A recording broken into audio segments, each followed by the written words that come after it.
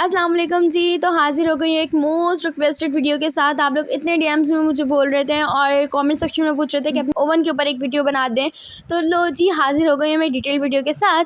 तो ये मेरा ओवन टोक्यो कंपनी का है और ये मैं इसके कुछ फंक्शंस बता दूँ। इसमें कितने बटन्स हैं। इसमें ग्रिलिंग का है, एक में लाइटनिंग का है और इसमें टाइमर्स हैं और एक बटन है इसके lower rod and upper rod. हमेशा बेकिंग लोअर रॉड से होती है, अपर रॉड से ग्रिलिंग होती है। ठीक है, इसमें एक ही बटन है, या तो आप एक ही आप ग्रिल ऑन कर सकते हैं। इसमें ये सिस्टम है। ठीक है, इसमें आप दोनों ग्रिल एक साथ ऑन नहीं कर सकते हो। ठीक है जी।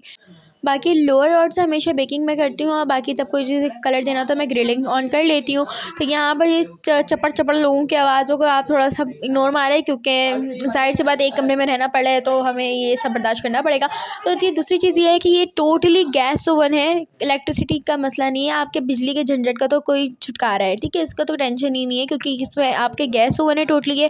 और जिसमें सिर्फ जो लाइटनिंग और ग्रिलिंग की जो रॉड घूमती ना, वो बस इलेक्ट्रिसिटी का कनेक्शन है आपका।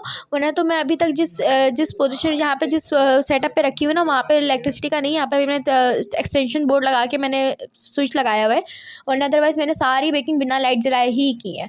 ठीक है जी। अब यहाँ पे मैं ट्रेस बता दूँ कितने हैं। यहाँ पर एक ग्रिलिंग रॉड है, एक बेकिंग ट्रे है और एक लोअर ट्रे जो कि फ्लेम को हाइड करता है। और बाकी ये जो है ना, ये ग्रिलिंग के लिए होता है कि आप अगर कोई ग्रिल कर रहे हो, बिल्कुल प्रॉपर हीट आपको जनरेट नहीं करनी है अंदर, तो आप ये हल्का से वो आप ये रॉड लगा दो ताकि वो आधी हीट ना बाहर आती रहेगी, तो आपकी चीज़ें भी बर्न नहीं होंगी और आपकी चीज़ों में कलर भी आ जाएगा।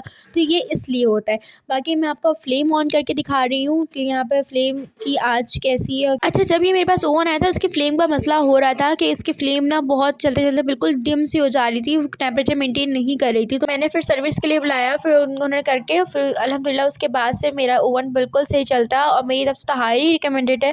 और जहाँ तक रही तो बजट की बात, तो बजट फ्रेंडली भी है और इतना कोई कॉस्टली ओवन भी नहीं है। ठीक है जी। ये मुझे मतलब मैंने ये सदर से लिया था और बाकी मैंने एक और इसका मंगवाया भी है, दूसरा यही सेम चीज़ मंगवाया, लेकिन ये टोक्यो कंपनी का, मैंने क्राउन कंपनी का अपनी रिलेटिव के लिए मंगवाया, अपनी मामी के लिए। तो उनका ये भी 20,000 का पड़ा है, 20,500 का विद डीसी, और मैंने ये 20,000 रुपीज़ का लिया था। ठीक है, तो बाकी मुझे ये 19,000 रुपीज़ का पड़ा था ये ओवन, और बाकी डिलीवरी का था 20,000। बाकी मैं आपको नंबर पेज मेंशन कर दूँगी, इंस्टाग्राम पे क्राउन अप्लायंसेस के नाम से है, वो भी बहुत अच्छी चीज़ें देते हैं। उनसे मैंने अभी मंगवाया था अपनी मामी के लिए, तो बहुत अच्छी चीज़ें उन्होंने दी है और गारंटी के वारंटी के साथ दिया, और चीज़ें चेक करवा के आप कैश ऑन डिलीवरी उनको पे कर दें। ये बहुत अच्छा ऑप्शन था उनके पास।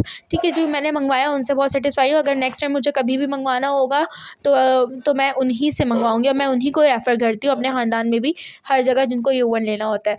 और आप लोगों को भी कर रही हूँ, मैं पेज मेंशन कर दूँगी उनका।